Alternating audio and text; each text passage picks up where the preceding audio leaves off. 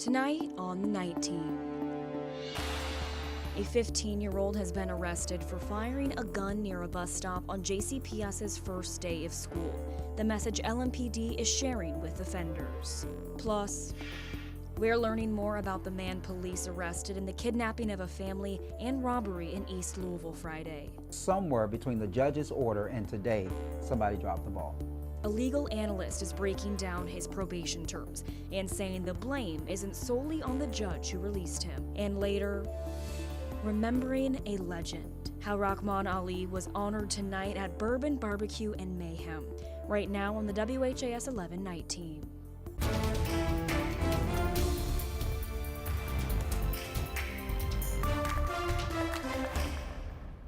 Night at 11, a multi-vehicle crash has left one person dead and another injured here in Louisville. That crash happened just after noon today on Dixie Highway. LMPD officers say a woman was driving southbound when she crossed over into the northbound lanes. She crashed head-on into another vehicle driven by a man, and this caused the woman's vehicle to hit a pickup truck. The woman was taken to the hospital but is expected to survive.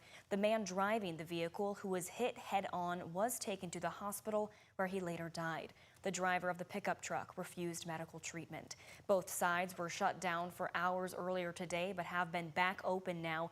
No other vehicles were involved in this crash. LMPD's traffic unit is handling the investigation, which is still very active. Thanks so much for joining us here on the Night Team. I'm Alex Dieterer. We do have an update for you tonight. A 15-year-old boy has been arrested after firing multiple gunshots near a bus stop on JCPS's first day of school.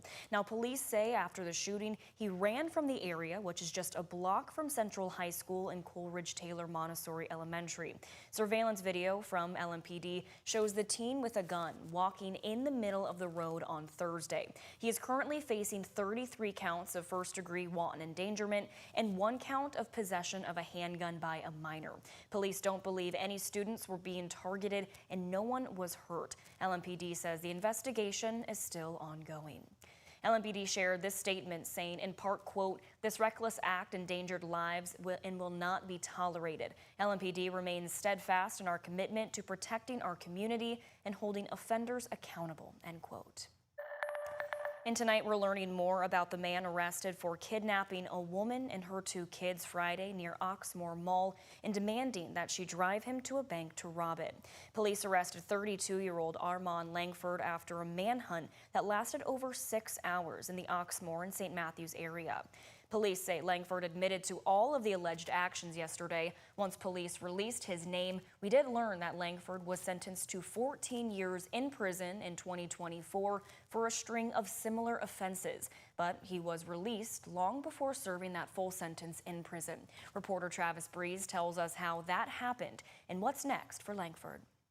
In a previous case, Langford admitted to 22 robberies or attempted robberies at ATMs in the Louisville area between August and November 2021. He was sentenced to 14 years in prison, but Judge Jessica Green granted his request for shock probation.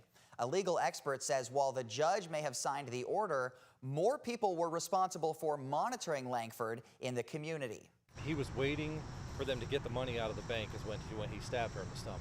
Terror near Oxmoor Mall on Friday. Police searched for hours for a man who allegedly kidnapped 3 people and took them to rob a bank. Please don't hurt me. Please do not do anything to my children. Please don't hurt me. Brandon Strong said it was his wife and 2 kids who were kidnapped. His wife had to have surgery for a non-life-threatening stab wound. 32-year-old Armand Langford was arrested around 6 p.m. near the Best Buy by the Watterson Expressway. Langford was released early from custody almost 1 year ago for committing a string of very similar crimes. He was sentenced to 14 years in prison in February 2024. But after serving just 5 months at a halfway house where he could get treatment, Judge Jessica Green granted him shock probation. That's the argument that a person has been so shocked by their short time in prison that they will not reoffend.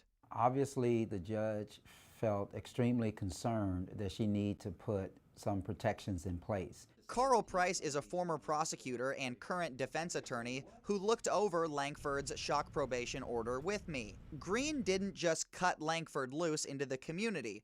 Her order had 17 conditions, including that he get outpatient counseling and be placed on the highest level of probation supervision. This means his probation officer could have requested to meet with him and report back to the court twice a week. It seems a little odd to me that you will see this type of activity that has been reported now with the bank robbery, kidnapping, somewhat holding hostage, etc., and nothing else since he was released. Many people are blaming Judge Green, including Metro Councilman Anthony Piagentini, who said he will attempt to get her impeached for giving Langford shock probation. Somewhere between the judge's order and today, somebody dropped the ball. Price agrees someone miscalculated Langford's rehabilitation, but he didn't place it squarely on the judge. In Louisville, Travis Breeze for the WHAS11 Night Team on your side.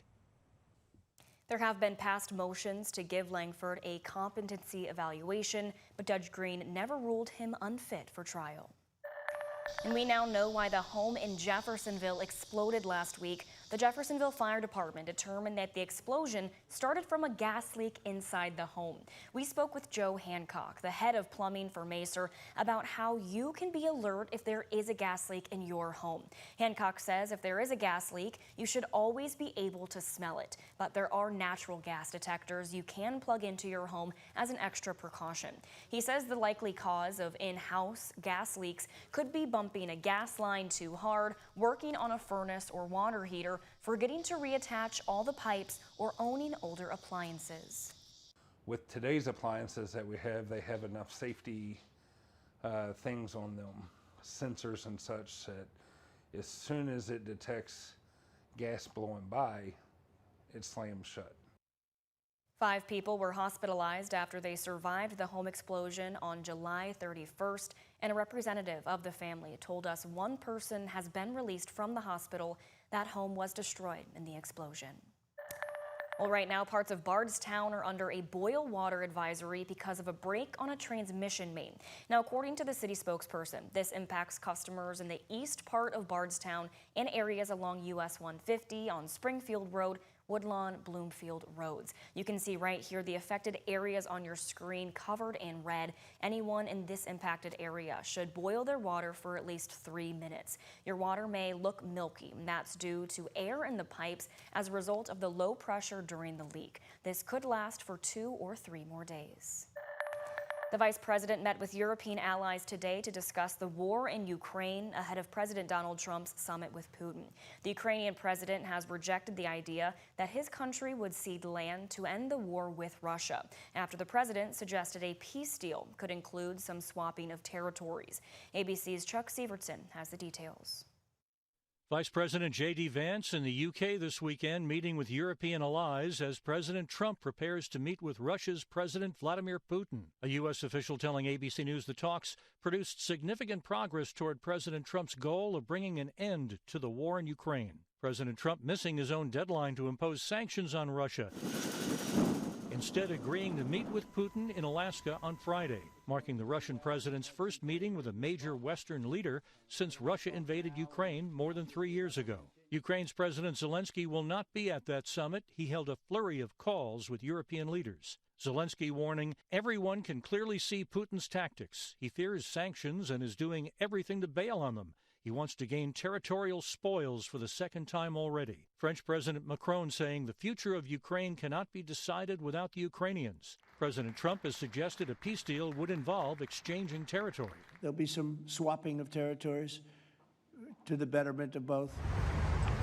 According to the Wall Street Journal, Europe and Ukraine have presented their own peace plan to top U.S. officials. It stipulates that ceding any land must be backed by ironclad security guarantees, including potential NATO membership for Ukraine, and rejects Russia's proposal to hand over Ukrainian-held parts of the Donetsk region. And although Zelensky will not be at Friday's summit, President Trump says he remains open to a trilateral summit with both Putin and Zelensky. Chuck Sievertson, ABC News, New York. And you are taking a live look right now at the closures on I-65 near Muhammad Ali Boulevard. You can see right there in the left corner of your screen that 2 lanes are closed, but cars are still passing along both sides of that roadway. Crews have been out all day working on that road. The north and southbound lanes of Hospital Curve are now closed for road work. That work began around 8 last night with the left and center lanes of I-65 North closing around 1st, Brook Street, and East Broadway. In addition, the left lane of I-65 South was also closed. These lane closures will remain in place through 5 Monday morning, and this is all to complete work on expansion joint repairs between East Broadway and the Kennedy Bridge. Well, Louisville tradition, unlike any other, is back for its 176th year. And of course, we're talking about the St. Joe's Picnic. The annual picnic always draws a large crowd. Upwards of 50,000 people attend annually. Everyone gets to have fun at the carnival and enjoy games, prizes, and food. People tonight said they're happy to help make a difference. You know, it's just one of those last staples of the summer, right before the state fair. And I'll do it, like I said, I'll keep doing this until I can no longer do it. So and everybody here feels the same way, and just knowing that it all 100% goes back to a great cause. The picnic continues until midnight tonight, so you've still got about 50 more minutes. But if you are under 17, you must be within arm's length of a parent the rest of the evening. Both JCPS students now back to school. A series of public forums continues with the new superintendent, Dr. Brian Yearwood, this week. The goal of these forums is to create open conversations between the district and the community, so people will be able to ask questions, share their perspectives, and gain a deeper understanding of the superintendent's mission and vision for JCPS. There will be more of these over the next few weeks and months. This week, there's one on Tuesday at Valley High School from 5:30 to 7 p.m. and next Saturday at Male High School from 10 in the morning to 11:30. All the events are free and open to the public.